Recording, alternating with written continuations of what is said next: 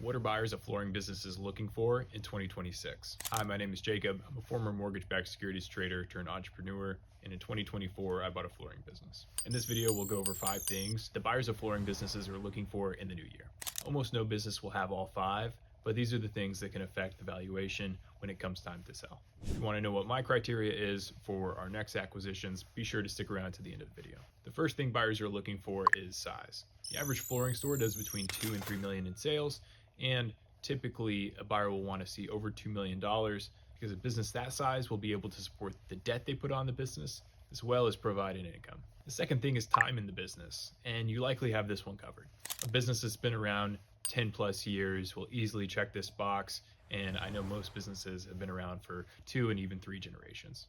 Number 3 is systems. When a buyer comes into your business, it's likely they won't know anything about the flooring industry, and systems stop them from dropping the ball as much. These can be things like written processes in the warehouse, or even better, software like RFMS or Q-Floors. In a perfect world, there's systems for everything from inventory to payroll to finance, but we know that isn't always the case. Number 4 is business segment diversification. Banks and buyers both like businesses that have more than one revenue segment. The most common one that we see is residential and commercial, or residential and builder typically. What I like personally is that a retail segment typically creates a culture of customer service that will carry over to your other customer segments. But what the banks like is that retail typically diversifies away from new home construction, and it can also bring down any customer concentration you might have. The 5th thing buyers look for, and this may be the most important, is buy-in from the seller. This is a very important process for both of you, and the buyer can be worried that whenever you step out of the business, it won't perform as well under the new owner. A way to prevent selling to a buyer that may tank the business is by doing your diligence on the buyer, asking them questions about where they want to take the business, and learning about what they've done in the past. A way to demonstrate buy-in as a seller is typically to offer a seller note. This will usually range from 10 to 20% of the purchase price. We see it across industries, not just flooring.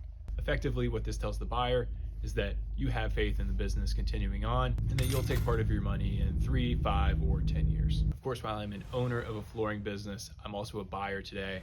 What are my criteria? Please know that if your business doesn't meet one or any of these, I'm still happy to talk to you. Please don't hesitate to reach out if you're interested in selling. First, as it relates to size, we're typically looking for businesses that are doing over $1 million of EBITDA, which also typically means they're doing over $5 million of revenue. As for time in the business, we typically like to see at least 10 years.